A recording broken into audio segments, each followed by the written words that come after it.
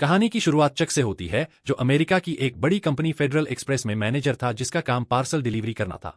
इसी सिलसिले में कुछ हफ्ते पहले वह अमेरिका से मलेशिया एक जरूरी पार्सल लेकर जा रहा था। फ्लाइट के दौरान अचानक तेज हवाओं का सामना होता है, जिससे प्लेन अपना रास्ता भटक जाता है और उसका संपर्क भी टूट जाता है। चक को इस बारे में पता चलता है, लेकिन वह ज्यादा चिंता नहीं करता क्योंकि उसे लगता है कि यह सब पायलट संभाल लेंगे और वह इसमें कुछ नहीं कर सकता। वह आराम से वॉशरूम में जाकर अपना मुंह धोने लगता है, लेकिन तभी अचानक प्लेन के कार्गो सेक्शन में आग लग जाती है और एक जोरदार धमाका होता है। यह सब इतना अचानक होता है कि चक लगभग प्लेन से बाहर खींच जाता है, लेकिन पायलट तेजी से उसे पकड़कर वापस सीट पर बैठा देता है और बताता है कि अब उन्हें समुद्र में इमरजेंसी लैंडिंग करनी पड़ेगी। हालात बहुत खराब हो चुके होते हैं। प्लेन तेजी से नीचे गिरने लगता है और उसी समय चक की नजर उसकी गर्लफ्रेंड द्वारा दी गई घड़ी पर पड़ती है, जो नीचे गिर चुकी होती है। पायलट उसे जल्दी से लाइफ जैकेट पहनने को कहता है, लेकिन वह दूसरी तरफ होती है। इस मुश्किल पल में चक एक ऐसा फैसला लेता है जो बाद में उसकी जिंदगी बदल देता है। वह लाइफ जैकेट छोड़कर घड़ी उठाने चला जाता है। जैसे ही वह घड़ी उठाता है और वापस जैकेट लेने की कोशिश करता है, तभी प्लेन समुद्र में गिर जाता है। चक किसी तरह इस हादसे में जिंदा बच जाता है। वो घबराया हुआ पानी के ऊपर आता है, लेकिन तभी प्लेन का ढांचा टूटने लगता है और पानी तेजी से अंदर भरने लगता है।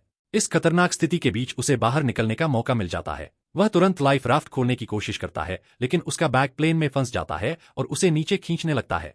यह पल बेहद डरावना होता है क्योंकि वह डूब सकता था, लेकिन अचानक रस्सी टूट जाती है और राफ्ट उसे ऊपर खींच लेती है। काफी मेहनत के बाद वह राफ्ट में चढ़ जाता है, लेकिन उसकी मुश्किलें खत्म नहीं होती। वो देखता है कि वो धीरे धीरे एक चालू इंजन की तरफ बह रहा है। वो पूरी ताकत से तैरने की कोशिश करता है, लेकिन पानी की ताकत के सामने वो कमजोर पड़ जाता है। तभी अचानक इंजन में जोरदार विस्फोट होता है, जिससे वह किसी तरह बच जाता है। अब चारों तरफ सिर्फ अंधेरा, तूफान और ऊंची ऊंची लहरें होती हैं। प्लेन पूरी तरह से समुद्र में समा चुका होता है और चक बिल्कुल अकेला रह जाता है। वह सिर्फ राफ्ट की रस्सी को कसकर पकड़कर बैठा रहता है और दिल में यही दुआ करता है कि यह छोटी सी नाव पलटे नहीं। पता नहीं कितनी देर तक वह तूफानी समुद्र में भटकता रहा, लेकिन आखिरकार उसकी लाइफ राफ्ट एक चट्टान से टकराती है और धीरे धीरे उसकी हवा निकलने लगती है। लेकिन इस बार यह उसके लिए बुरी खबर नहीं होती, क्योंकि इसका मतलब है कि वह आखिरकार किनारे तक पहुंच चुका है। अपनी बची हुई सारी ताकत जुटाकर वह उस राफ्ट को घसीटते हुए रेत तक ले आता है। जैसे ही सुबह की पहली रोशनी अंधेरे को हटाती है, चक को ऐसा महसूस होता है जैसे वह फिर से जिंदा हो गया हो, लेकिन उसकी हालत बेहद खराब होती है। वह पूरी तरह थका हुआ, कमजोर और टूट चुका होता है। काफी देर तक वहीं पड़े रहने के बाद जब उसमें थोड़ी सी ताकत आती है, तो वह अपने साथ बचे हुए सामान को चेक करना शुरू करता है। उसका कम्युनिकेशन डिवाइस पूरी तरह पानी से खराब हो चुका होता है। उसकी गर्लफ्रेंड की दी हुई घड़ी भी अब बंद हो चुकी होती है। उसके साथ जो कुछ किनारे तक पहुंचा होता है, वह बस कुछ बिखरे हुए पार्सल होते हैं। वो धीरे धीरे उस खराब हो चुकी राफ्ट को खींचते हुए जंगल की तरफ बढ़ता है और इस सुनसान टापू पर इंसानों के किसी भी निशान को ढूंढने की कोशिश करता है, लेकिन चारों तरफ सिर्फ सन्नाटा और ठंडी उदास हवा होती है। कोई इंसान, कोई आवाज, कुछ भी नहीं। उम्मीद के सहारे वो समुद्र किनारे रेत पर बड़े बड़े अक्षरों में हेल्प लिखता है, ताकि अगर कोई प्लेन ऊपर से गुजरे तो उसे देख सके। लेकिन किस्मत यहाँ भी उसका साथ नहीं देती। कुछ ही देर बाद लहरें आकर उस लिखे हुए शब्द को मिटा देती हैं। यह देखकर उसका मन और भी टूट जाता है। फिर भी वह हार नहीं मानता और सूखी लकड़ियों को इकट्ठा करके एक ऊंची जगह पर फिर से हेल्प लिखता है, ताकि दूर से भी दिख सके। इसके बाद वह समुद्र के किनारे बैठकर घंटों तक किसी के आने का इंतजार करता रहता है। सूरज धीरे धीरे ढलने लगता है। शाम रात में बदल जाती है, लेकिन कोई भी उसकी मदद के लिए नहीं आता। आखिरकार उसे यह समझ आ जाता है कि आज की रात उसे यहीं अकेले बितानी पड़ेगी। यह रात उसके लिए बहुत डरावनी होती है। हर आवाज उसे चौंका देती है, हर हलचल उसे खतरा लगती है। रात के बीच अचानक कोई अजीब सी आवाज सुनकर उसकी नींद खुल जाती है। वो घबरा कर उठता है और अंधेरे जंगल की तरफ देखने लगता है। कुछ भी साफ नजर नहीं आता, बस घना अंधेरा। वह अपने हाथ में एक चप्पू पकड़कर पूरी तरह सतर्क हो जाता है, जैसे किसी भी खतरे के लिए तैयार हो। लेकिन कुछ देर बाद वो आवाज फिर से नहीं आती। धीरे धीरे वह खुद को समझाता है और वापस शांत होने की कोशिश करता है। अगली सुबह जब सूरज निकलता है, तो कुछ और पार्सल समुद्र की लहरों के साथ बहकर किनारे आ जाते हैं। चक उन्हें इकट्ठा करने लगता है और देखने लगता है कि उनमें क्या है। तभी अचानक वही अजीब आवाज फिर से सुनाई देती है। इस बार वह थोड़ा हिम्मत जुटाता है, पार्सल को छोड़कर धीरे धीरे उस आवाज की तरफ बढ़ता है। दिल की धड़कन तेज होती जाती है, लेकिन जब वह करीब पहुंचता है तो उसे पता चलता है कि यह कोई खतरनाक चीज नहीं, बल्कि पेड़ से गिरते हुए नारियल की आवाज थी। यह जानकर उसे थोड़ी राहत मिलती है। अब वह उन नारियलों को इकट्ठा करता है, क्योंकि उसे समझ आता है कि इससे उसे पानी मिल सकता है। लेकिन नारियल खोलना इतना आसान नहीं होता। वह कई तरीके अपनाता है, पत्थर से मारता है, जोर लगाता है, लेकिन नारियल टूटता ही नहीं। उल्टा उसके हाथ में पकड़ा पत्थर ही टूट जाता है। फिर अचानक उसे एक आइडिया आता है। जब वह पत्थर के टूटे हुए तेज किनारों को देखता है, वह उसी का इस्तेमाल करके धीरे धीरे नारियल का बाहरी हिस्सा हटाता है। इसके बाद वह उत्साह में उसे जोर से तोड़ने की कोशिश करता है, लेकिन ऐसा करने पर सारा पानी बाहर गिर जाता है और उसे कुछ भी पीने को नहीं मिलता। उसकी मेहनत बेकार चली जाती है। आखिरकार वह समझदारी से काम लेता है और एक नुकीले पत्थर से नारियल में छोटा सा छेद करता है। इस बार वह आराम से उसमें से पानी पीता है और उसे ताजगी महसूस होती है। यह उसके लिए बहुत बड़ी राहत होती है। दोपहर में थोड़ा संभलने के बाद वह आसपास के इलाके को एक्सप्लोर करने का फैसला करता है। ज्यादा दूर नहीं जाने पर उसे एक गुफा दिखाई देती है। वह जगह हवा और बारिश से बचने के लिए काफी अच्छी होती है, लेकिन वह वहां रुकता नहीं है। उसके मन में अभी भी एक उम्मीद होती है। वो सामने दिख रही पहाड़ी की चोटी तक पहुंचना चाहता है, क्योंकि उसे लगता है कि वहां से शायद उसे बाहर निकलने का कोई रास्ता दिख जाए, लेकिन वहां तक पहुंचना आसान नहीं होता। जैसे ही वह आगे बढ़ता है, रास्ते में नुकीले पत्थर और चट्टानें उसे रोकने लगती हैं। हर कदम उसके लिए दर्द भरा होता है, जैसे वह कीलों पर चल रहा हो। उसके पैर पहले से ही जख्मी होते हैं, इसलिए वो खुद को बचाने के लिए कपड़े के टुकड़े फाड़कर अपने पैरों पर बांधता है। वो अपने मोजों के अंदर पत्ते भरता है और इस तरह एक तरह के अस्थायी जूते बना लेता है। इसके बाद वो धीरे धीरे उसी हाल में पहाड़ी की तरफ बढ़ने लगता है, हर कदम मुश्किल लेकिन उम्मीद के साथ। कुछ समय बाद आखिरकार चक उस पहाड़ी की चोटी तक पहुंच जाता है। ऊपर पहुंचकर वह चारों तरफ नजर दौड़ाता है और तभी उसे अपनी किस्मत का असली सच समझ आता है। चारों ओर सिर्फ अंतहीन समुद्र ही समुद्र नजर आता है। जहां तक आंखें जाती हैं, बस पानी ही पानी। इस पल उसे एहसास होता है कि वह कितना किस्मत वाला है कि इतने विशाल समुद्र के बीच उसे यह छोटा सा टापू मिला। लेकिन साथ ही यह भी सच था कि वो बेहद बदकिस्मत है, क्योंकि यह टापू इतना सुनसान है कि यहां तक शायद ही कभी कोई पहुंचता हो। यह जगह ऐसी लगती है जैसे सिर्फ लहरें ही इसे ढूंढ पाती हैं, इंसान नहीं। इस सोच के साथ ही उसके मन में डर और निराशा घर करने लगती है। उसे लगने लगता है कि शायद उसे अपनी पूरी जिंदगी यहीं बितानी पड़ेगी। वह पूरी तरह टूटने लगता है, लेकिन तभी उसकी नजर दूर पानी में तैरती हुई एक चीज पर पड़ती है। ध्यान से देखने पर उसे समझ आता है कि वह एक इंसान है, प्लेन का पायलट। यह देखकर उसके अंदर अचानक उम्मीद की एक किरण जागती है। वो बिना देर किए तेजी से पानी में कूदता है और तैरकर उस शरीर तक पहुंचता है। वो बड़ी सावधानी से पायलट को पलटता है, लेकिन तब तक बहुत देर हो चुकी होती है। पायलट की मौत काफी पहले ही हो चुकी होती है। यह देखकर चक कुछ पल के लिए चुप हो जाता है, लेकिन फिर वह उसे किनारे तक खींच कर ले आता है। काफी देर तक वह सोचता रहता है। फिर आखिरकार वह पायलट के जूते उतार लेता है। जूते उसके साइज के नहीं होते, लेकिन उसके लिए यह भी बहुत बड़ी चीज होती है, क्योंकि अब तक वह नंगे पैरों से ही सब झेल रहा था। जिसके बाद उसे पायलट के पास एक टॉर्च मिलती है। वो उसे ऑन करके देखता है और किस्मत से वह अभी भी काम कर रही होती है। यह उसके लिए बहुत बड़ी राहत होती है। फिर वो पायलट का वॉलेट खोलता है और उसमें उसकी पहचान से जुड़ी चीजें पाता है। साथ ही एक फैमिली फोटो भी होती है। उस फोटो को देखकर चक कुछ पल के लिए भावुक हो जाता है। वह पायलट की जानकारी याद रखता है और फिर उसी जगह एक गड्ढा खोदकर उसे दफना देता है। वो उस फैमिली फोटो को भी उसके साथ रख देता है और पास की चट्टान पर उसकी जानकारी उकेर देता है, ताकि उसकी पहचान कभी खो ना जाए। यह सब करने के बाद ही वो खुद को थोड़ा सुकून महसूस करता है और फिर उन जूतों को पहन लेता है। लेकिन जैसे जैसे रात गहराने लगती है, वह सो नहीं पाता।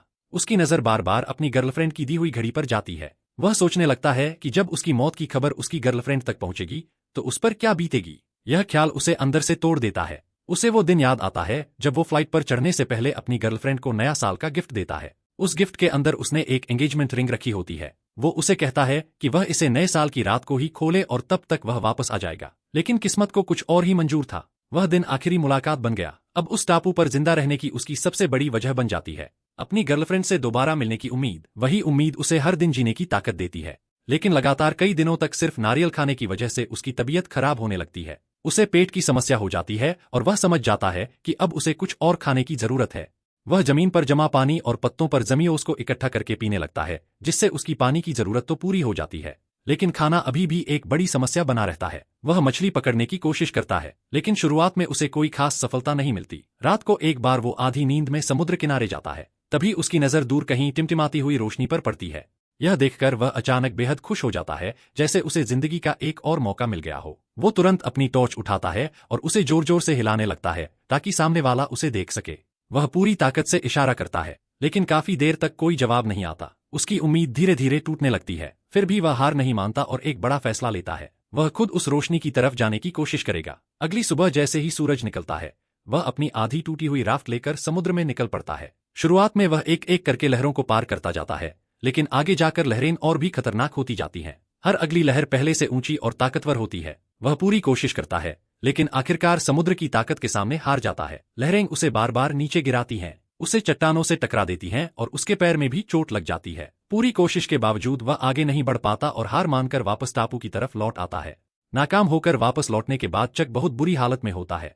उसका शरीर पहले से ही कमजोर था। ऊपर से अब नई चोटें भी लग चुकी थी। वह किसी तरह उस आधी टूटी हुई राफ्ट को घसीटते हुए वापस किनारे तक लाता है, लेकिन उसे अपने घाव ठीक करने का मौका भी नहीं मिलता क्योंकि अचानक मौसम बदलने लगता है। आसमान काला हो जाता है और तेज तूफान आने लगता है। हालात को देखते हुए चक जल्दी जल्दी अपने बचे हुए पार्सल्स को राफ्ट से ढक देता है ताकि वह खराब ना हो और खुद भागकर उसी गुफा में जाकर छिप जाता है जिसे उसने पहले देखा था। यह गुफा उसे हवा और बारिश से थोड़ी सुरक्षा देती है। अंदर जाते ही उसे एक छोटा सा पानी जमा होने वाला गड्ढा दिखता है। वह घिसटते हुए वहां तक पहुंचता है और उसमें से पानी पीता है, लेकिन उसकी हालत इतनी खराब हो चुकी होती है कि पानी पीने के तुरंत बाद ही वह वहीं बेहोश होकर गिर जाता है।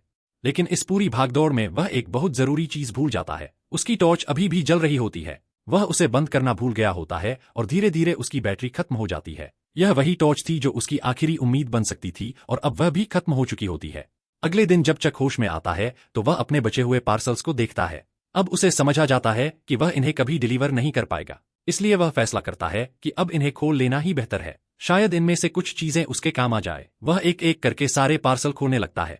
पहले पार्सल में उसे एक वीडियो टेप मिलता है, दूसरे में किसी का तलाक का पेपर होता है, तीसरे में एक बुजुर्ग द्वारा अपने पोते के लिए भेजा गया एक छोटा सा गिफ्ट होता है। लेकिन सबसे ज्यादा काम की चीज उसे एक जोड़ी आइस स्केट्स मिलती है। इसके बाद उसे एक ड्रेस भी मिलती है जिसे वह बाद में काम में ला सकता है। लेकिन जब वह आखिरी पार्सल खोलने जाता है तो उस पर बने पंखों के निशान को देखकर वह रुक जाता है। उसे लगता है कि यह उसके लिए एक उम्मीद की निशानी है, इसीलिए वो उसे खोलता नहीं और तय करता है कि अगर वो कभी यहाँ से बाहर निकला तो इस पार्सल को खुद जाकर डिलीवर करेगा। आइस स्केट्स उसके बहुत काम आते हैं। वो उनके तेज किनारों से कपड़ा काटता है और अपने जख्म पर पट्टी करता है, फिर उस पर प्लास्टिक जैसा कवर लगाकर उसे जूते के फीते से कसकर बांध देता है। इस तरह वह अपने घाव का इलाज करता है। इसके बाद वह उस ड्रेस को काटकर एक तरह का जाल बनाता है ताकि मछली पकड़ सके। वो लकड़ी को नुकीला बनाकर एक भाले की तरह इस्तेमाल करता है और एक केकड़ा पकड़ भी लेता है। लेकिन जब वह उसे खाने की कोशिश करता है तो फिर से वही घिनौना मांस देखकर उसका मन खराब हो जाता है और वह उसे नहीं खा पाता। अब वह फिर से आग जलाने की कोशिश करता है। इस बार वह पूरे दिन और पूरी रात मेहनत करता है, लेकिन फिर भी उसे सफलता नहीं मिलती।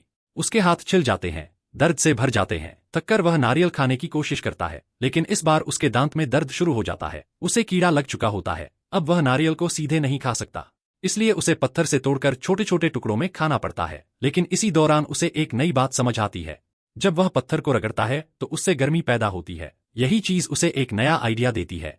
वह सोचता है कि अगर रगड़ से गर्मी निकल सकती है तो आग भी पैदा की जा सकती है। वह तुरंत इस तरीके को अपनाने लगता है, लेकिन इस बार भी किस्मत उसका साथ नहीं देती। उल्टा उसके हाथ और ज्यादा जख्मी हो जाते हैं। लगातार मिल रही नाकामयाबियों से वो पूरी तरह टूट जाता है। उसका गुस्सा, उसकी निराशा सब एक साथ बाहर आ जाती है।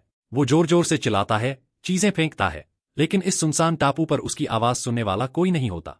कुछ देर बाद वह खुद को शांत करता है। उसे एहसास होता है कि यहाँ गुस्से का कोई मतलब नहीं है। अगर उसे जिंदा रहना है तो उसे शांत रहकर सोच समझकर काम करना होगा। वो अपने जख्मों का इलाज करता है और फिर से लकड़ियां उठाकर आग जलाने की कोशिश करने लगता है।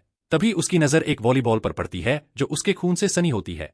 उसे देखकर ऐसा लगता है जैसे वह किसी इंसान का चेहरा हो। वो उसमें अपने हाथ के खून और थोड़ी लार मिलाकर आंख, नाक और मुंह बना देता है और उसे एक नाम देता है, विल्सन। अब वह उस बॉल से बात करने लगता है जैसे वह कोई इंसान हो। इस सुनसान जिंदगी में विल्सन उसका एकमात्र साथी बन जाता है। वह आग जलाने की कोशिश करते हुए उससे बातें करता रहता है और शायद इसी साथ की वजह से उसका हौसला बना रहता है। आखिरकार इस बार उसकी मेहनत रंग लाती है और वह आग जलाने में सफल हो जाता है।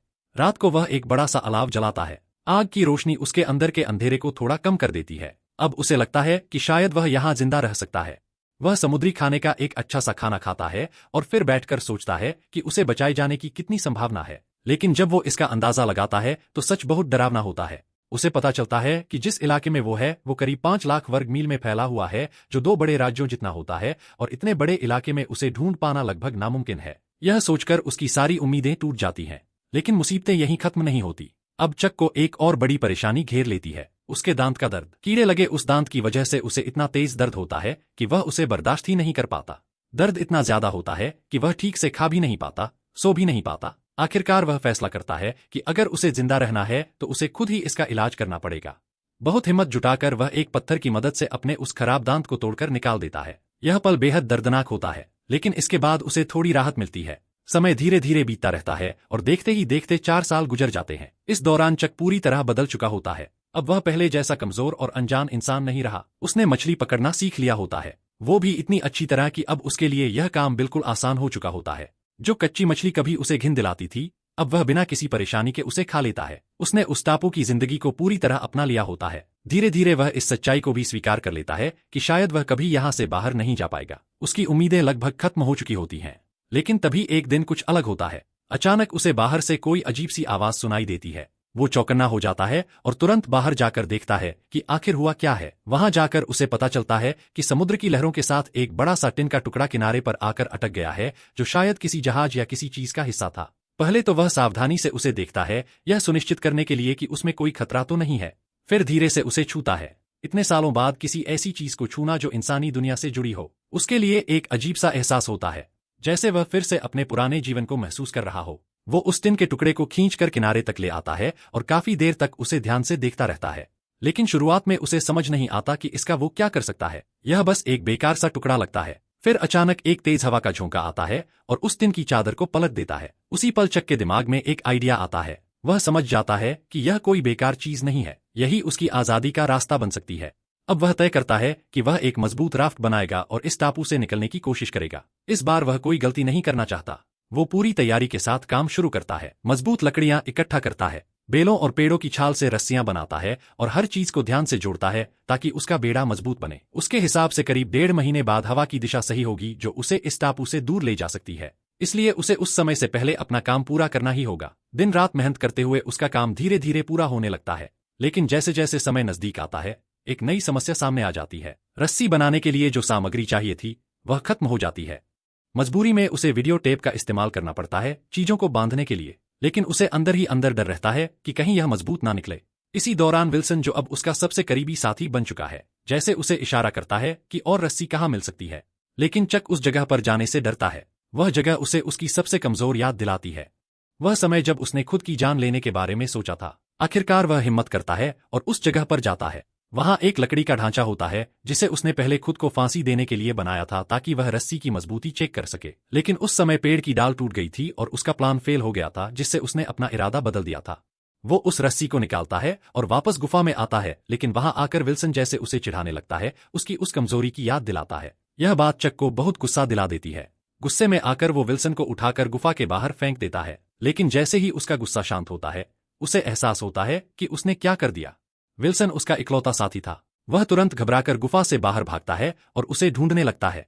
काफी तलाश के बाद उसे विल्सन पत्थरों के बीच फंसा हुआ मिल जाता है। उसे देखकर चक की जान में जान आती है। वह बार बार उससे माफी मांगता है, जैसे वह सच में कोई इंसान हो। फिर वो अपने खून से उसका चेहरा दोबारा ठीक करता है, जो समुद्र के पानी से धुंधला पड़ गया था। इस तरह दोनों फिर से साथ हो जाते हैं। अब उसकी तैयारी लगभग पूरी हो चुकी होती है। उसका बेड़ा तैयार है, बस सही समय का इंतजार है। आखिरकार वो दिन आ ही जाता है जिसका चक इतने समय से इंतजार कर रहा था। हवा की दिशा अब बिल्कुल सही होती है। वह अपनी गर्लफ्रेंड की दी हुई उस पुरानी घड़ी को संभाल कर रखता है और उस आखिरी पार्सल को भी अच्छे से पैक करता है जिसे उसने अब तक नहीं खोला था। उसके लिए वो पार्सल सिर्फ एक डिलीवरी नहीं, बल्कि उम्मीद और इंसानियत से जुड़ा एक वादा बन चुका होता है। फिर वो उस टिन के टुकड़े पर पीले रंग से एक खास निशान बनाता है, जैसे वह अपनी आजादी का प्रतीक हो। टापू छोड़ने से पहले वह चट्टान पर अपने यहाँ बिताए गए 1500 दिनों का हिसाब लिखता है, जैसे अपनी पूरी कहानी को एक निशान के रूप में छोड़ रहा हो। जिसके बाद वो पूरी ताकत लगाकर अपने बनाए हुए बेड़े को समुद्र में धकेलता है और खुद भी उस पर चढ़ जाता है। चक पूरे जोर से चप्पू चलाता है और विल्सन उसके साथ होता है। दोनों मिलकर बड़ी बड़ी लहरों का सामना करते हैं। इस बार वही लहरें जो पहले उसे रोक चुकी थी अब उसे नहीं रोक पाती। वो उन्हें पार कर जाता है। आखिरकार 4 साल तक जिस टापू ने उसे कैद करके रखा था, उससे वह बाहर निकल जाता है। इस बार किस्मत जैसे उसका साथ देने लगती है। समय पर बारिश होती है, जिससे उसे पीने का पानी मिल जाता है। मौसम साफ रहता है, जिससे वह आसानी से मछली पकड़ पाता है। यहाँ तक कि रात में समुद्र में तैरती हुई भेल भी उसका साथ देती नजर आती है, जैसे वह अकेला नहीं है। लेकिन जिंदगी इतनी आसान नहीं होती। अचानक एक दिन भयंकर तूफान आ जाता है। तेज हवाएं उसके बनाए हुए उस टिन वाले हिस्से को उड़ा ले जाती हैं, जो उसकी सबसे बड़ी उम्मीद थी। चारों तरफ से घिरा हुआ चक अब कहीं छिप भी नहीं सकता। वो बस विल्सन को कसकर पकड़ लेता है और खुद को तूफान के हवाले कर देता है। अगली सुबह जब तूफान शांत होता है तो सब कुछ बदल चुका होता है। उसका बेड़ा लगभग टूट चुका होता है और सबसे बड़ा झटका यह होता है कि विल्सन अब उसके पास नहीं होता। वह घबराकर चारों तरफ देखता है। तभी उसे दूर पानी में विल्सन बहता हुआ नजर आता है। धीरे धीरे उससे दूर जाता हुआ चक बिना कुछ सोचे समझे पानी में कूद पड़ता है। वह पूरी ताकत से तैरता है, लेकिन उसे याद आता है कि उसका बेड़ा भी बह सकता है, इसलिए वह उसे रस्सी से बांध देता है। वह विल्सन तक पहुंचने की पूरी कोशिश करता है, लेकिन रस्सी छोटी पड़ जाती है। वह बेड़े को खींचने की कोशिश करता है ताकि और आगे जा सके, लेकिन इस कोशिश में रस्सी उसके हाथ से छूट जाती है। अब उसके सामने एक बहुत बड़ा फैसला होता है। एक तरफ उसका बेड़ा है जो उसकी जिंदगी का सहारा है, और दूसरी तरफ विल्सन है जो उसका इकलौता साथी है। कुछ पल के लिए वह टूट जाता है, लेकिन आखिरकार वह जीने का फैसला करता है और विल्सन को जाने देता है। विल्सन को खोने के बाद चक पूरी तरह टूट जाता है। उसके अंदर जीने की इच्छा लगभग खत्म हो जाती है। वह खुद को समुद्र के हवाले कर देता है और बस बहता रहता है। बिना किसी दिशा के काफी समय बीत जाता है और फिर एक दिन उसके पीछे एक बड़ा जहाज दिखाई देता है। उसके साथ चल रही व्हेल जैसे उसे इशारा करती है। वह मुड़कर देखता है और आखिरी ताकत जुटाकर मदद के लिए हाथ बढ़ाता है। इस बार उसकी किस्मत उसका साथ देती है, उसे बचा लिया जाता है। जब उसकी गर्लफ्रेंड को पता चलता है कि वह जिंदा है तो वह यह खबर सुनकर ही बेहोश हो जाती है। इतने सालों बाद यह किसी चमत्कार से कम नहीं होता। वापसी के दौरान उसके दोस्त उसे बताते हैं कि उसकी गर्लफ्रेंड उसे लेने एयरपोर्ट आएगी। यह सुनकर चक के मन में अजीब सी हलचल होती है, खुशी भी होती है, लेकिन साथ ही डर भी कि वो अब कैसे सामना करेगा। दोस्त उसे समझाते हैं कि इसमें उसकी गर्लफ्रेंड की कोई गलती नहीं थी। सबको लगा था कि चक मर चुका है, यहाँ तक कि उसका अंतिम संस्कार भी कर दिया गया था। एयरपोर्ट पहुंचने के बाद चक एक कमरे में इंतजार करता है, लेकिन उसकी गर्लफ्रेंड नहीं आती। उसकी जगह एक आदमी आता है जो अब उसका पति होता है। वह चक से बात करने की कोशिश करता है, लेकिन चक कुछ बोल नहीं पाता। असल में चक उसे दोष नहीं दे रहा होता, बस वो इस सच्चाई को स्वीकार नहीं कर पा रहा होता। लेकिन जब वह खिड़की से बाहर अपनी गर्लफ्रेंड को देखता है जो अंदर आने की हिम्मत नहीं जुटा पा रही होती, तो उसके दिल का बोझ थोड़ा हल्का हो जाता है। उसे समझ आ जाता है कि यह सब हालात का खेल है। कुछ समय बाद जब सब लोग चले जाते हैं, चक अकेला रह जाता है। वह जमीन पर लेटा हुआ अपनी घड़ी को देखता रहता है और पुरानी यादों में खो जाता है। आखिरकार वह खुद को रोक नहीं पाता और अपनी गर्लफ्रेंड के घर पहुंच जाता है। दरवाजा खुलते ही दोनों एक दूसरे को देखते हैं और लंबे समय बाद एक दूसरे को गले लगाते हैं। वो पल बेहद भावुक होता है, लेकिन सच्चाई अभी भी वही होती है। अब सब कुछ पहले जैसा नहीं रहा। घर के अंदर चक उसकी जिंदगी को देखता है, उसकी फैमिली, उसकी बेटी, और उसे एहसास होता है कि अगर वह उस दिन नहीं गया होता तो शायद उसकी जिंदगी कुछ और होती। दोनों बात करते हैं, पुराने दिनों को याद करते हैं। चक अपनी घड़ी उसे वापस कर देता है, जैसे वह अपने रिश्ते को वहीं खत्म कर रहा हो। लेकिन उसे यह जानकर हैरानी होती है कि उसकी गर्लफ्रेंड ने कभी उसे ढूंढना बंद नहीं किया था। उसने अपने करियर तक की परवाह नहीं की। फिर भी अब सब कुछ बदल चुका होता है। वह दोनों समझ जाते हैं कि अब उन्हें अलग अलग रास्तों पर चलना होगा। आखिरी बार दोनों बारिश में एक दूसरे को गले लगाते हैं, अपने प्यार और दर्द को महसूस करते हैं और फिर अलग हो जाते हैं। अगले दिन चक उस आखिरी पार्सल को लेकर उसके पते पर जाता है, लेकिन वहां कोई नहीं होता। वह एक नोट छोड़ देता है कि इस पार्सल ने उसकी जान बचाई। इसके बाद वह एक चौराहे पर पहुंचता है जहां उसे समझ नहीं आता कि अब उसे किस रास्ते पर जाना चाहिए। तभी एक औरत उसे रास्ता बताती है और चली जाती है। उसकी गाड़ी के पीछे वही पंखों वाला निशान बना होता है। चक कुछ देर सोचता है और फिर उसी दिशा में चल पड़ता है। यहीं पर कहानी खत्म होती है। यह फिल्म हमें सिखाती है कि जिंदगी चाहे जितनी मुश्किल क्यों ना हो, अगर इंसान जीने की कोशिश करता रहे तो एक दिन वो अपना रास्ता जरूर ढूंढ लेता।